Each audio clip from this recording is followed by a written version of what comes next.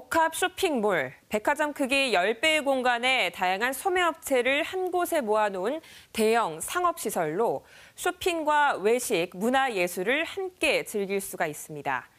지난해 KBS 여론조사에서는 광주 시민 절반 이상이 찬성했고 특히 18살 이상 39살 미만의 젊은 층은 10명 가운데 7명 이상이 복합 쇼핑몰이 필요하다고 답할 정도였는데요. 윤석열 대통령이 대선 공약으로 내건 이후 정부의 대표 과제가 되면서 대기업들의 러브콜이 잇따르고 있습니다. 가장 먼저 유치 의사를 밝힌 건 현대입니다. 위치는 광주 북구 임동 옛 전남 1심 방직 공장 부지로 더 현대 광주를 만들겠다는 계획서를 제출한 상태입니다. 개장과 함께 큰 관심을 받고 있는 더 현대 서울보다도 1.5배나 큰 규모의 친환경과 최첨단 기술 등 5가지 테마를 갖춘 문화 복합몰을 내세우고 있는데요. 이 사업 추진의 최대 변수는 부지 용도 변경입니다. 현재 공업지역에서 상업지역으로 변경이 필요한데 행정 절차가 매우 까다롭기 때문입니다. 토지가치 상승분의 얼마를 공공기업 비율로 제시하느냐, 또 공장 부지 내 문화유산을 어떻게 보존할 것이냐도 넘어야 할 산입니다. 또 하나의 복합 쇼핑몰 건립이 추진되는 곳이 바로 어등산 관광단지인데요. 최근 신세계가 그랜드 스타필드 광주를 건립한다는 계획을 냈습니다.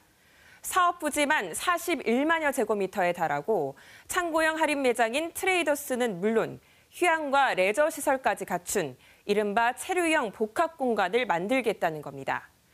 신세계가 일단 포문을 열긴 했지만 곧바로 사업이 추진되는 건 아닙니다.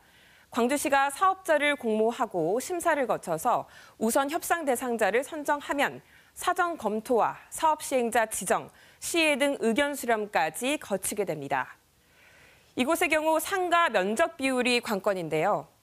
2005년 민관 협의로 정한 어등산 관광단지 상가 면적이 2만 4천여 제곱미터였는데 신세계가 제출한 계획상의 상가 면적은 그 6배에 달하는 상황입니다.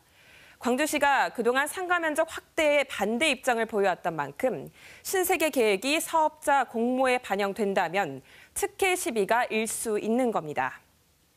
사업 의향이 전해진 또 하나의 유통대기업은 바로 롯데백화점 그룹인데요.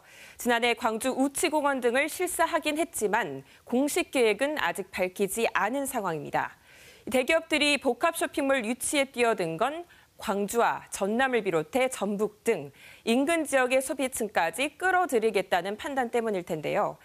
현재로선 대형 유통업체 3곳 모두 각자의 복합 쇼핑몰을 세울지 한두 곳으로 좁혀져서 경쟁이 이뤄질지는 미지수입니다. 복합 쇼핑몰 유치를 가장 걱정하는 중소상인들의 경우 정례적인 대화 창구 마련과 민관협의체 구성을 요구하고 있는데요.